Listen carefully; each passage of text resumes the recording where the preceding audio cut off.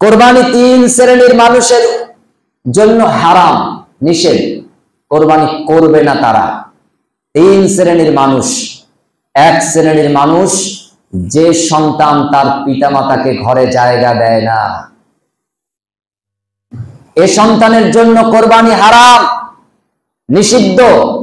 দুই, যে মানুষ আল্লাহর উপর ঈমান এনেছে কিন্তু ঈমানের সন্দেহ পোষণ করে যে তাই তো মরার পরে কবরে আবার সওয়াল জবাব হবে, হাড় হাড্ডি মাটিতে মিশে যাবে, ওখানে আবার ফেরেশতা আসবে। ওই যে কিন্তু কথা আছে, ঈমান আছে, মসজিদে আসে, নামাজে যায়, কিন্তু সন্দেহ করে তাই তো এতদিন হয়ে গেল দুনিয়া চলছে, আবার কিয়ামত হবে, আল্লাহ বিচারের আসনে বসবেন, বিচার করবেন, সন্দেহ আছে। নবীজি বলছেন ওর জন্য কোরবানি হারাম। এই নিফাক, যার অন্তরে এক মুখে আর এক, মুনাফিক, এই তিন শ্রেণীর জন্য কোরবানি হারাম। এরা কোরবানি যেন না দেয়। পিতা মাতাকে ঘর থেকে বের করে দেওয়া, তাদের অবাধ্য হওয়া, এটা হলো নাফরমানি করা। ওই হাদিস যেটা বুখারী মুসলিমে বিদ্যমান, নবীজি সাল্লাল্লাহু আলাইহি ওয়াসাল্লামের সামনে মোটা তাজা উটনি কোরবানির জন্য প্রস্তুত করা হলো। নবীজি সাল্লাল্লাহু আলাইহি ওয়াসাল্লামকে আহ্বান জানানো হলো, ইয়া রাসূলুল্লাহি, এই কোরবানি দাতা অক্ষম, অসুস্থ, দুর্বল, কোরবানিতে সহযোগিতা করুন। নবীজি সাল্লাল্লাহু আলাইহি ওয়াসাল্লাম ছুরি নিয়ে অগ্রসর হলেন। আল্লাহ নবী সাল্লাল্লাহু আলাইহি ওয়াসাল্লাম পূর্ণ পাঁচিলের কাছে গেলেন। উট বেঁধে দেওয়া হয়েছে, মুখ বাঁধা চলছে, নহর করবেন, তরবারির ধারালো অংশ দিয়ে ঢুকিয়ে দেবেন দুই উটের দুই পায়ের ঠিক বুক সমান জায়গায়, নহর করতে যাবেন। এমন সময় আল্লাহ নবী সাল্লাল্লাহু আলাইহি ওয়াসাল্লাম জিজ্ঞেস করলেন এই উটের মালিককে, উটনির মালিককে, কোরবানিটা কার পক্ষ থেকে? লোকটার নাম বলা হলো অমুকের পক্ষ থেকে। আল্লাহ নবী সাল্লাল্লাহু আলাইহি ওয়াসাল্লাম বললেন, আমার কাছে খবর আছে ও তার পিতামাতার সাথে নাফরমানি করেছে, কোরবানি হবে না। আমার কাছে সংবাদ এসেছে কোরবানি হবে না, ও তার পিতামাতার সাথে নাফরমানি করেছে, ও পিতামাতাকে তারই অধিকার থেকে দূরে সরিয়ে দিয়েছে। রাসূলুল্লাহ সাল্লাল্লাহু আলাইহি ওয়াসাল্লাম বললেন, 3 দিন সময় আছে, যাও শুধরে এসো, তোমার কোরবানি আল্লাহর কাছে যাওয়ার জন্য প্রশস্ত দরজা আল্লাহ উন্মুক্ত করে রেখেছে। লোকটা শুধরে এসেছে, পিতামাতার কাছে ক্ষমা চেয়ে এসেছে, পিতামাতার সাথে মিলতাল ঘটে গেছে। আল্লাহ নবী সাল্লাল্লাহু আলাইহি ওয়াসাল্লাম হাস্যোজ্জ্বল মুখ নিয়ে নহর করেছেন। আল্লাহ নবী সাল্লাল্লাহু আলাইহি ওয়াসাল্লাম বলেছেন, এটা নিশ্চিত কবুলযোগ্য কোরবানি। বলে সুবহানাল্লাহ। মুনাফিক, রাসূলুল্লাহ সাল্লাল্লাহু আলাইহি ওয়াসাল্লামের সামনে খবর আসলো কোরবানি করেছে, এবারে সব থেকে মোটা তাজা অমক, এত এত পরিমাণ ভিড়ি হয়ে গেছে। আল্লাহ নবী সাল্লাল্লাহু আলাইহি ওয়াসাল্লাম সেই কোরবানি দাতার নাম শোনার পর বললেন, অমকের কোরবানির জন্তুর অংশ খাওয়া আমাদের জন্য নাজায়েজ, কারণ ও নেফাকতা করেছে, মুনাফিক। সেই যে 3 জন মানুষ তওবা করে আল্লাহকে সন্তুষ্ট করতে পেরেছিলেন, বাকি যে 27 জন, আরেক বর্ণনা অনুযায়ী 67 জন, তারা প্রত্যেকেই কোরবানি করেছিল, কিন্তু তাদের কোরবানি আল্লাহ নবী সাল্লাল্লাহু আলাইহি ওয়াসাল্লাম গ্রহণ করেননি। আল্লাহ নবী তাদের কোরবানির জন্তুর মাংস হারাম বলেননি, কিন্তু মুমিন মুসলমান নবী সাল্লাল্লাহু আলাইহি ওয়াসাল্লামের সাহাবীগণকে খাবার অনুমতি দেননি। বলবেন, এত কঠোর হাদিস এতদিন বলেননি কেন? এত কঠোর হাদিস এতদিন বলেননি কেন? ওই যে বলা হয় এটা হলো ইব্রাহিমের সুন্নাত, সব নবী রাসূলদের সুন্নাত, এটা ফরজ নয়, তাই এত কঠোরভাবে কঠোরতম শব্দগুলি একটু ব্যক্ত করতে আমরা একটু ইতস্তত করেছি। কিন্তু এ হাদিস মুসনাদে আহমদে বিদ্যমান, রাসূলুল্লাহ সাল্লাল্লাহু আলাইহি ওয়াসাল্লাম বলছেন, যার উপর কোরবানি করার সাধ্য আছে, কোরবানি করার সুযোগ আছে, বাড়িতে আছে, সুস্থ আছে, ও যদি কোরবানি না করে, ও যেন আমাদের ঈদগার ধারে কাছেও আসে না। এখন সিদ্ধান্ত আপনার। আপনি ঈদগায় যাবার অধিকার রাখেন কি রাখেন না? সুস্থ, বাড়িতে আছেন, সুযোগ আছে, সমর্থ আপনার আছে, এখন যদি আপনি কোরবানি না দেন তা আপনার জন্য ঈদুল আজহার নামাজ আল্লাহর নবী বলছেন বৈধ নয়। ঈদগায় যাবেন না। আর ঈদের নামাজ তো আর ঈদগায় ছাড়া, ঈদের জামাতে ছাড়া হবে না, বিশেষ দ্রষ্টব্য বৃষ্টি হলে মসজিদেও হবে। আপনি কি এমন খুশির জিনিস পেলেন যে সালফে সালিহিনরা আল্লাহর জন্য একটা উৎসর্গ রেডি করে ফেলতো? আল্লাহ সুবহানাহু ওয়া তাআলা বান্দাদের আমলের মাধ্যমে এত অনেক শিক্ষা আমরা দেখি ইতিহাসের আলোকে, যে তারা আল্লাহর পক্ষ থেকে উপহার পেয়ে বা পাবার আশায় আল্লাহকে তারা কিভাবে খুশি করার চেষ্টা করেছেন, কিভাবে খুশি করার চেষ্টা করেছেন। নবী সাল্লাল্লাহু আলাইহি ওয়াসাল্লামের একটা দৃষ্টান্ত দেখেন। অনেক অভাব, প্রচন্ড অভাব, সব সাহাবীদের অভাব, অভাবের তাড়নায় আল্লাহর নবী মেম্বারের ধাপ থেকে ঘোষণা করে দিলেন, খবরদার এই বছর তোমরা কোরবানির জন্তু যারা জবাহ করবে এক বেলার বেশি খাবার গোশত কেউ জমা রাখবে না। কোরবানি করলে, রেডি করলে এক ওয়াক্তের জন্য যতটুকু রান্না করা যায় ততটুকু রান্না করবে, অথবা বেশি রান্না করো কিন্তু যতটুকু এক ওয়াক্তে খাওয়া যায়, খাওয়া শেষ অতিরিক্ত যা আছে সব বন্টন করে দিতে হবে। এক ওয়াক্তের বেশি কোরবানির জন্তুর অংশ রান্না অথবা কাঁচা জমা রাখা ওই বছর আল্লাহর নবী নিষেধ করে দিলেন। কাঁচা গোশত সব বিতরণ হলো, রান্নার পর খাওয়া শেষে অতিরিক্ত সব বিতরিত হয়ে গেল। আল্লাহর নবী সাল্লাল্লাহু আলাইহি ওয়াসাল্লাম পরের বছর অভাব মুক্ত হয়ে গেলেন। সব সাহাবীরাই প্রায় অভাব মুক্ত, আল্লাহ বরকত ঢেলে দিলেন। রাসূলুল্লাহ সাল্লাল্লাহু আলাইহি ওয়াসাল্লাম তিনি আবার মেম্বারের ধাপে দাঁড়িয়ে বললেন, ও সাহাবীরা শোনো, এবছর তোমাদের এক বেলা নয়, একদিন নয়, এক সপ্তাহ নয়, তোমরা কোরবানির জন্তুগুলি জবাহ করে যেভাবে খুশি, যত অক্ত খুশি তোমরা তা ইচ্ছা অনুযায়ী তোমরা খেতে পারো। গত বছর অভাবের তাড়নায় তোমাদের অংশ বন্টন করার আদেশ দেওয়া হয়েছিল, রাখতে নিষেধ করা হয়েছিল। আল্লাহ নবী সাল্লাল্লাহু আলাইহি ওয়াসাল্লাম বললেন, সাহাবীরা তোমরা কি জানো গত বছরের সেই মারাত্মক অভাব, যে অভাবের তাড়নায় তোমরা ছুটে ছুটে আসতে আর বলতে, ইয়া রাসূলুল্লাহ আপনি একটু আল্লাহকে বলুন আমাদের গবাদি পশুগুলির লোম উঠে যাচ্ছে, অনাবৃষ্টির কারণে, অতি খরার কারণে ফসল ফলাদি নষ্ট হয়ে যাচ্ছে, বিবি বাল বাচ্চা অসুস্থ হয়ে যাচ্ছে, আমরা নিজেরা অসুস্থ হয়ে যাচ্ছি, এত অভাব যে অভাবের তাড়নায় আমাদের উট, ছাগল, ভেড়া, বকরি, দুম্বাগুলি পর্যন্ত লোম শূন্য হয়ে গেছে। আল্লাহ সুবহানাহু ওয়া তাআলাকে তোমরা যে কোরবানি দিয়েছিলে, জ্যান্ত কোরবানি দিলে, রান্না করলে, অবশিষ্ট যতটুকু তাও আদেশ পেয়ে বন্টন করে দিলে, আর আরশের মালিক তোমাদের এই বন্টনে খুশি হয়ে এই এক বছরের মধ্যে তোমাদেরকে অভাব মোচন করে দিয়ে বরকত পরিপূর্ণ করে দিয়েছেন। এটার নাম কোরবানি, এটার নাম কোরবানি।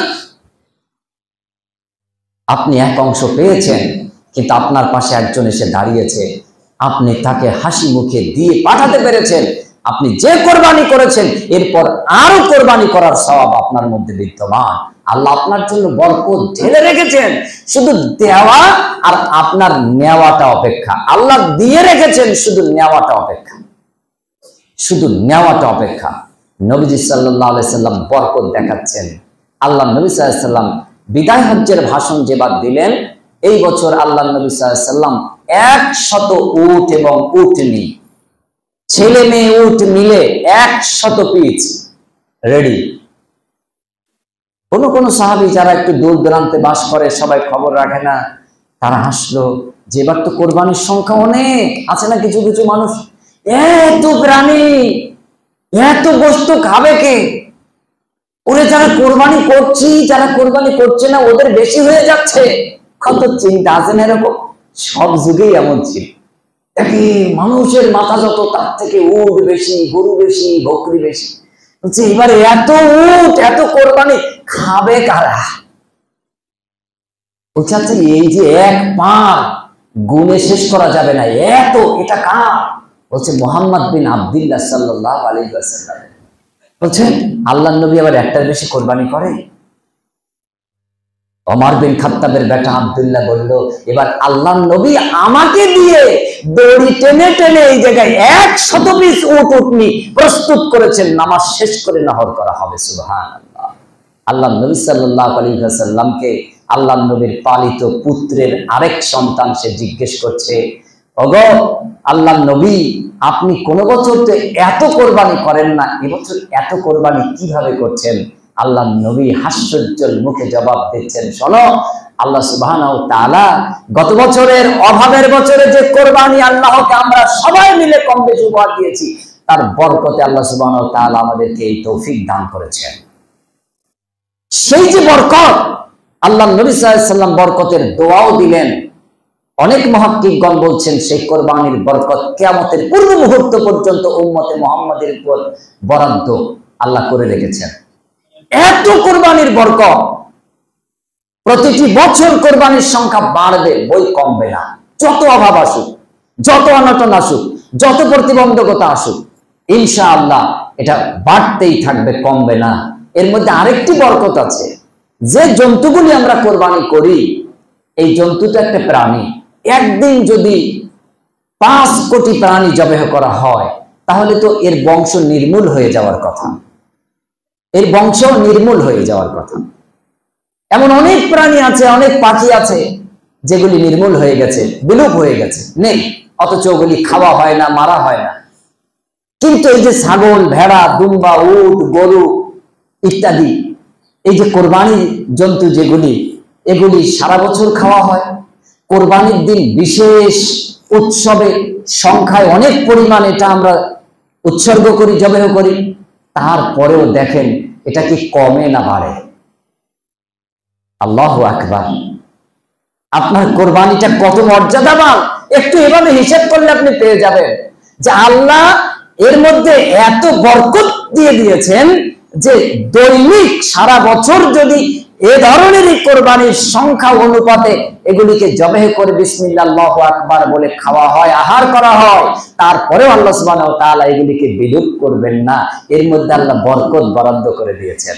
এটা আসমানি ফায়সালা, এটা আল্লাহর বরকতের নমুনা, বৈশিষ্ট্য। অতএব আপনি আপনার ধন সম্পদ বৃদ্ধির জন্য, আপনার গবাদি পশু সম্পদ বৃদ্ধির জন্য, আপনার আয় রোজগার বৃদ্ধির জন্য কোরবানি এটা হচ্ছে একটা বরকতের ভান্ডার, একটা কারখানা। যারা সরকার প্রদত্ত ঘর পেয়েছো, আমি তোমাদের একটা দিনী ভাই হিসেবে আবেদন করি, ওই আল্লাহর জন্য আগামীকাল 1500 টাকা দিয়ে হলেও একটা ধাড়ি ছাগল জোগাড় করো। 2000-3000 যদি হয়তো আলহামদুলিল্লাহ, আলহামদুলিল্লাহ। আল্লাহ তুমি দিয়ে দিলে, তোমাকে কি দেব আমার ইচ্ছা আছে, সমর্থ নেই। তুমি শুধু আল্লাহকে দিয়ে দেখো একটা খাসি, দিয়ে দেখো একটা বকরি, দিয়ে দেখো একটা প্রাণী, তোমাকে আল্লাহ সুবহানাহু ওয়া তাআলা আসমান থেকে কি দিয়ে দেবেন তুমি কল্পনাও করতে পারবে না। তোমার কল্পনায় আকার ক্ষমতা নেই, পৃথিবীর কোন মানুষের আকার ক্ষমতা ছিল না। ইব্রাহিম আলাইহিস সালাতু ওয়াস সালামের সেই স্ত্রীর কথা ভাবা যায়। ভাই বোন যুক্তি করে দুজনে যে কৌশল মান্তিক খাটিয়ে এই জালেম শাসক হত্যা করে দেবে, তার সাথে অত্যাচার করবে, ব্যভিচারে লিপ্ত হবে। অতএব আমরা এখানে মান্তিক করব, মুসলিম সূত্র অনুযায়ী পৃথিবীর সব নারী পুরুষ বোন ভাই বোন, অতএব তুমি আমার স্ত্রী, এটা উজ্জ্বল রাখবে, গোপন রাখবে। আদমের সন্তান হিসেবে ভাই বোন যদি এই জালেম শাসক জিজ্ঞেস করে, তুমি বলবে আমরা ভাই বোন, তাহলে সে অত্যাচার করবে না। হয়তো এটা ভালো মানুষ ইব্রাহিম আলাইহিস সালামের ধারণা ছিল, পাপ থেকে বাঁচার একটা মান্তিক ছিল, কৌশল ছিল। বাদশা তাকে রুমের মধ্যে ধরে নিয়ে গেল, তার উপর অত্যাচার করা হবে। ইব্রাহিম আলাইহিস সালামের স্ত্রী বললেন, থামো, ঠিক আছে তোমার ক্ষমতা আছে, তুমি জুলুম করবে, আমি প্রস্তুত আছি, তবে আমাকে ওযু করার পানি দিতে হবে। আমি 2 রাকাত নামাজ পড়ব, ওযু করব, 2 রাকাত নামাজ পড়ব, এরপর তোমার যা খুশি জুলুম অত্যাচার তুমি চালিও। বাদশা বলল, বেশ তাই হবে। ওযুর পানি দেওয়া হলো, ওযু করলেন, 2 রাকাত নামাজ পড়লেন, আল্লাহর কাছে সিজদার মধ্যে যে আল্লাহর কাছে কাঁদলেন, বললেন আল্লাহ তুমি তো সব ক্ষমতার মালিক। চাইলেন, নামাজ শেষ করে তার জন্য বরাদ্দ হলো। এরপর জালিম শাসক আসলেন, দুই হাত হিংস্র নেকড়ের ন্যায় যখন উত্তোলন করছে, অমনি কাঁপতে কাঁপতে কাঁপতে কাঁপতে মির্গি রোগের মতন উল্টে পড়ে গেছে। আবার মুহূর্তের মধ্যে আল্লাহ জ্ঞান ফিরিয়ে দিয়েছে জালিম শাসককে। জালিম শাসক উঠে আবার নেকড়ের মতন হাত উত্তোলন করেছে নবীর স্ত্রীর উপর। আবার মির্গি রোগীর ন্যায় কাঁপতে কাঁপতে দেয়ালের উপর হোঁচট খেয়ে পড়েছে। আবার হুঁশ ফিরে এসেছে। আবার জালিম শাসক আবার চড়াও হয়েছে। আবার কাঁপতে কাঁপতে মির্গির নবীর ন্যায় আরেক দিক ছিটে পড়েছে। এবার হুঁশ ফিরে ভয় পেয়ে গেল। উজির নাজির প্রজাদের ডেকে, গোলামদের ডেকে বলছে, আয় তোমরা কাকে এনেছো? তো এক শয়তান, তোমরা তো ভালো মানুষ আনোনি, এক শয়তান। আমি যেই তার দিকে যাই আর শয়তান আমার দিকে গ্রাস হয় আর আমার এই অবস্থা হয়, এক্ষুনি তাকে নিয়ে যাও। ভালো মানুষকে শয়তান বলা, এইটাই শয়তান মানুষের আকীদা। ওর মুখ লজ্জা ঢাকার জন্য, ওর পাপ ঢাকার জন্য এখন এইটাকে পেশ করলো যে এ খারাপ, ওকে সরাও আমার কাছ থেকে। ঘরের মধ্যে যে চিন্তা করছে সর্বনাশ, এ তো এক পাওয়ারফুল মহিষী নারী, এর বদদোয়া যদি লেগে যায়, সারা জীবন যদি মির্গি রোগী হয়ে যায়, আমার শাসনগিরি কোথায় থাকবে? এই জন্য গোলামদের ডেকে বলল, সব থেকে সুন্দরী আমার দাসী কে আছে দেখতো। তখন পাওয়া গেল অমুক আছে। তখন বলল, শোন, ওই যে পুরুষটার মেয়েটা, আমি যাকে ঘরের মধ্যে অত্যাচার করার জন্য আনলাম, হলো না, শুন কত দূর গেছে, তাড়াতাড়ি আমার সব থেকে সুন্দরী, সব থেকে ভালো দাসী, এই দাসীটাকে নিয়ে যা, যে বল এটাকে বাদশা উপহার দিয়েছে আপনাকে, তার সাথে উপহার দিয়েছে, তার মানে খবরদার বদদোয়া দিও না, যেটুকু দিয়েছ ততটুকু। ইব্রাহিম আলাইহিস সালাম এবং তার স্ত্রী এই উপঢৌকন নিয়ে চলে গেলেন। ইব্রাহিম আলাইহিস সালাম পরবর্তীতে তাকে স্ত্রীর মর্যাদা দিয়ে দিলেন। ইতিহাস জানেন, ওই মহিলার গর্ভেই কিন্তু আমাদের নবীর যে বংশ, সেই ইসমাইল আলাইহিস সালাতু ওয়াস সালাম, ওই নারীর গর্ভে। এমন সতীসাধ্যী নারী। এখন কোরবানি আপনার জন্য কেন এই ঘটনা বললাম? পরকিয়া আপনি জানেন, দেখতে পাচ্ছেন, নিজে ঘটাচ্ছেন, আর কোরবানি দিয়ে আল্লাহকে খুশি করতে চাইছেন। এ কোরবানির কানাকড়ি দাম নেই। পাশের বাড়ি অপকর্ম হচ্ছে, পাশের বাড়ি জানেন আপনি আওয়াজ করছেন না কেন? চোর আসলে তার আওয়াজ দেওয়া হয়। পরপুরুষের কাছে পরনারী, পরনারীর কাছে পরপুরুষ যাওয়া, এটা চোরের থেকেও জঘন্য। আপনি আওয়াজ তুলুন, ওর বাড়িটা পরিষ্কার পরিশুদ্ধ হবে। আবার অনুরূপ যে এই অপকর্ম করছে, সে নিজে মনে করছে আমারটা সংরক্ষিত আছে। না, তুমি যেভাবে ছো মারছো, তোমাকেও ছো মেরে নিয়ে যাবে, এটাই চিলের স্বভাব। অতএব কোরবানি ওটা হলো ওই সব লোকের জন্য আল্লাহ সুবহানাহু ওয়া তাআলা বিধান দিয়েছেন, যারা প্রকৃত অর্থে আল্লাহ সুবহানাহু ওয়া তাআলাকে খুশি করতে চায়। প্রত্যেক বছর কোরবানি আল্লাহ বিধান দিয়েছেন। আবার প্রত্যেক বছর কোরবানি কিছু কিছু মানুষের উপরে ওয়াজিব। মুহাদ্দিসগণ বলছেন, ওই মানুষের উপরে কোরবানি দেওয়া ওয়াজিব যে মানুষ সুস্থ সবল, ওই যে চারটি শর্ত বললাম, ওই অবস্থায় যারা আছে ওদের উপর কোরবানি দেওয়া ওয়াজিব। কোন কারণ ছাড়া সে যদি কোরবানি না দেয়, তাহলে সে পাপ করলো, কোনো কারণ ছাড়া। আবু বকরের ওই ঘটনা হলো যে মানুষ যত মসলাটা জানে, মানুষ যেন এটাকে সাধারণ মনে করে, অসাধারণ মনে না করে, এমনটা তো নবীজি সাল্লাল্লাহু আলাইহি ওয়াসাল্লামের ওই কিয়ামুল লাইলের ব্যাপারে, তারাবির ব্যাপারেও ঘটেছে। অর্থাৎ এই সব কিছু মিলিয়ে আমাদের সামনে আল্লাহ সুবহানাহু ওয়া তাআলা যে জিলহজ মাসটা দিয়ে দিলেন, আজকে যে জিলহজ মাসে আমরা আছি, এই জিলহজ মাসে কোরবানির সওয়াব বাড়াতে চান তো একবার মনে মনে পড়ুন, আল্লাহু আকবার, আল্লাহু আকবার, লা ইলাহা ইল্লাল্লাহু, আল্লাহু আকবার, আল্লাহু আকবার, ওয়ালিল্লাহিল হামদ। আল্লাহু আকবার, আল্লাহু আকবার, লা ইলাহা ইল্লাল্লাহু, আল্লাহু আকবার, আল্লাহু আকবার, ওয়ালিল্লাহিল হামদ। চলতে ফিরতে উঠতে বসতে এই তাকবীর, এটাই চাঁদ উদয় থেকে নিয়ে সেই 13 তারিখ 12 তারিখ মাগরিব পর্যন্ত এটা সুন্নাত। গাল গল্প গীবত পরনিন্দা এসব করতে করতে এই তাকবীর শুধু ওই কখন ঈদগাহে যে একটু সম্মিলিত দেব ওইটা নিয়ে চিন্তা, আর কোনো তাকবীর নেই। আরে ওইটা কোনো তাকবীরই না, তাকবীর হচ্ছে চাঁদ উদয় থেকে নিয়ে ওই মাগরিব পর্যন্ত 12-13 তারিখ, এটাই হলো সেই তাকবীর।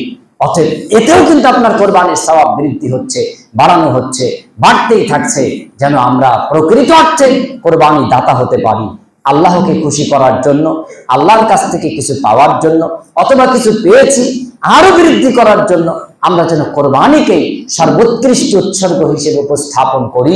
এটা হলো জলজান্ত একটা আমল, যে আমল দিয়ে আমরা আল্লাহকে খুশি করতে পারি, আল্লাহর নৈকট্য অর্জন করতে পারি।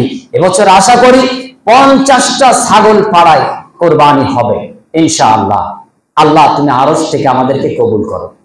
ও আল্লাহ, এই 50টা ছাগলের বরকত দিয়ে এই পাড়ায় 190টা যদি ঘর থাকে তো 190টা ঘরকে তুমি দোতলা 3 তলায় উন্নতি করে দিও রব্বুল আলামিন। তুমি এই সমাজের প্রত্যেকটা মানুষকে অভাব মোচন করে দাও আল্লাহ। আমাদের কোরবানিগুলি কবুল মঞ্জুর করে নাও আল্লাহ। আমাদের তওবাকে কবুল করে বিগত দিনের কোরবানিগুলিকে তুমি কবুল মঞ্জুর করো রব্বুল আলামিন। একটা সহজ উপকরণ তুমি কোরবানির মাধ্যম দিয়েছো, এটাকে যেন আমরা লুফে নেই, আমলে পরিণত করি। এই মনটাকে আমাদের কোমল করে দাও, নরম করে দাও। আমাদের বংশ আরো বিস্তার ঘটিয়ে দাও। আমাদের বংশের মধ্যে প্রেম, মহব্বত, ভালোবাসা, সংহতি এগুলি অটুট করে দাও, মজবুত করে দাও। আমাদের মধ্যে হানাহানি, বিতর্ক, ফাসাদ, ফিতনা এগুলি সব নির্মূল করে দাও, তুলে দাও। রব্বানা তাকাব্বাল মিন্না ইন্নাকা আনতাস সামিউল আলিম ওয়া আখিরু দাওয়ানা আলহামদুলিল্লাহি রাব্বিল আলামিন।